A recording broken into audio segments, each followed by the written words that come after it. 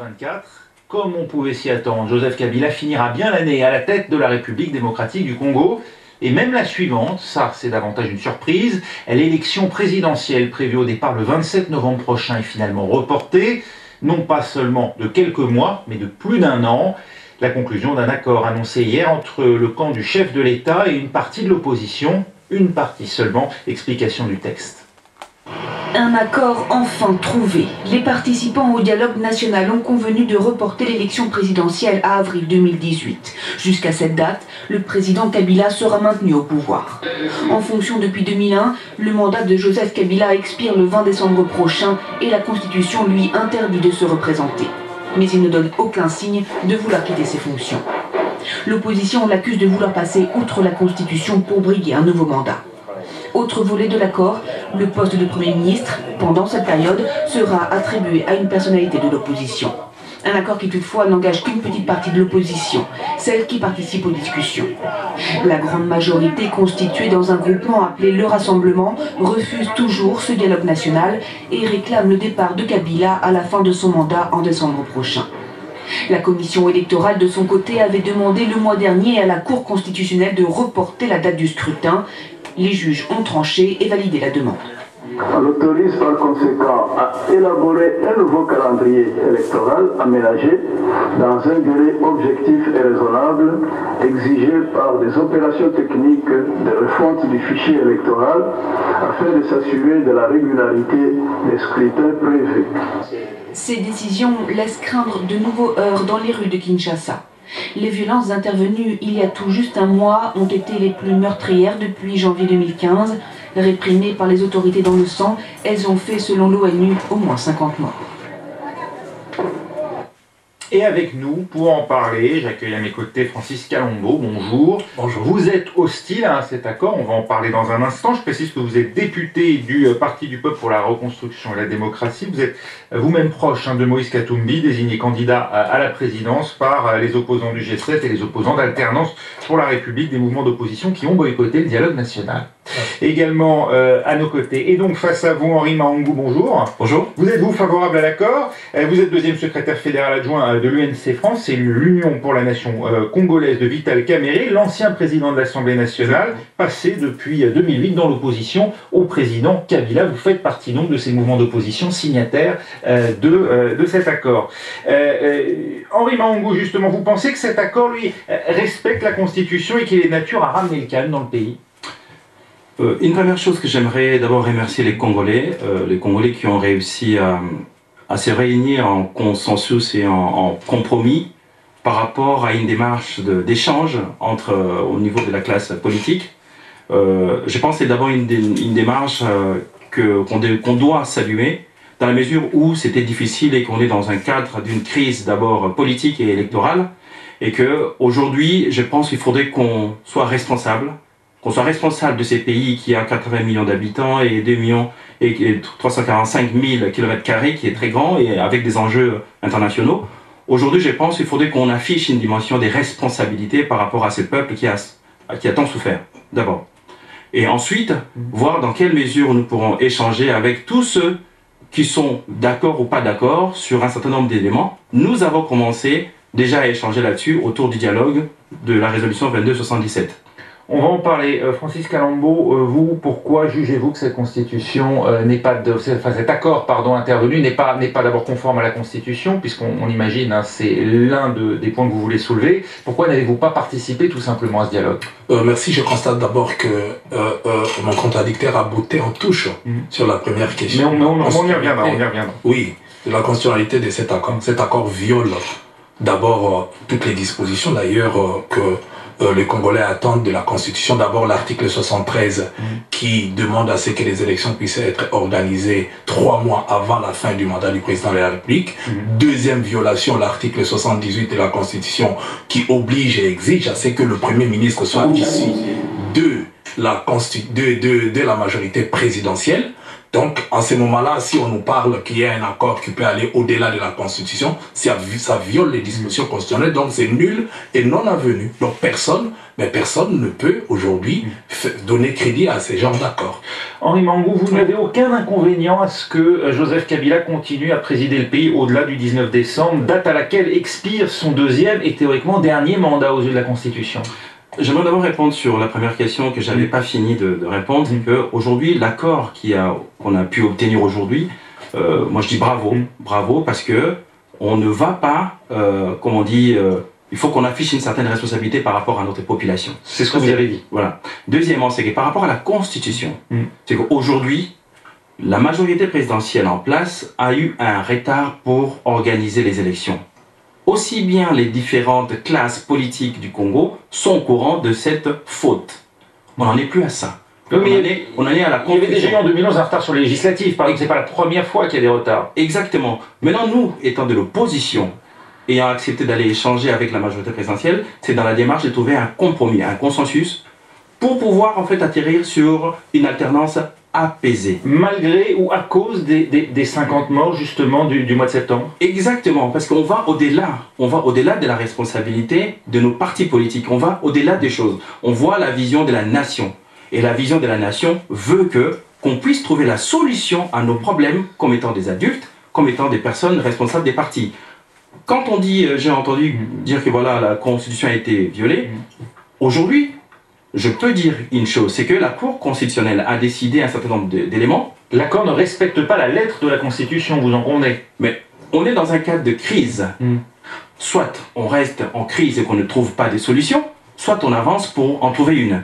Nous sommes orientés vers la solution. La solution, c'est d'échanger avec ceux qui sont au pouvoir, pour pouvoir, avec eux, trouver un lieu d'entente, le compromis, le consensus. C'est ce qu'on a trouvé. Aujourd'hui, nous avons des dates qui sont claires, qui affichent les présidentielles, qui sont prévues au avril 2018. Nous avons, comme on dit, une convocation des élections prévues en octobre 2017. Nous avons les dates, nous avons tous ces éléments-là qui font qu'aujourd'hui, le pays va continuer à fonctionner. Ça va beaucoup plus loin, vous trouvez, Francis Kalombo, qu'un simple report technique pour permettre justement d'organiser ce scrutin dans les meilleures conditions, ce choix de la date a priori d'avril 2018? J'espère que je vais récupérer mes minutes, mais la date n'est pas précise. Il nous parle avril, mais ça engage qui? Ni la CENI n'est signataire de cet accord. La CENI qui est l'organe technique reconnu par la Constitution pour pouvoir organiser les élections. Qui avait d'ailleurs validé la réélection en 2011 du président Joseph Kabila. Je vais en arriver. Face à l'opposant. Je vais en arriver. Mais la CENI, qui est l'organe technique pour organiser, l'institution qui doit organiser les élections, n'est pas signataire, donc ça ne lui engage pas. Le président de la République lui-même, Joseph Kabila, qui pose problème aujourd'hui, n'est pas signataire de cet accord, donc ça ne lui engage pas. Vous voulez dire que lui-même n'est pas engagé? Il n'est pas engagé. Alors le texte précise bien que toute partie signataire à l'accord en accepte les termes. Cela signifie a priori qu'il n'y a pas de possibilité, en tout cas, à ce que le président, s'il est lui-même signataire de cet accord directement, se représente. Pour vous, il n'est pas engagé, lui, par les termes de cet accord. Il n'est pas signataire de cet accord, d'abord. Mais voilà quelqu'un qui a juré devant le peuple congolais qu'il allait respecter la Constitution, qu'il n'a pas respecté. Comment il va respecter un papier signé au camp militaire? Puisque la Constitution même, il ne l'a pas respecté. Quelle est la force que eux ils auront pour lui faire imposer? Il y a la mauvaise foi de la part du président de la République qui ne veut pas organiser des élections, qui n'aime pas les Congos, ni les Congolais. Il veut le voir souffrir, mourir comme, je ne sais pas, des rats. Et voilà pourquoi ils ont quelle force pour que le moment venu, lui qui n'est pas signataire de cet accord, comment est-ce qu'ils vont le lui imposer du moment où ils sont incapables, ils sont incapables de lui opposer le respect de la Constitution actuelle. Ils ne le respectent pas. Comment va-t-il respecter un papier signé au camp militaire avec leurs amis, puisque vous avez au camp Tchatch la majorité présidentielle avec l'opposition présidentielle.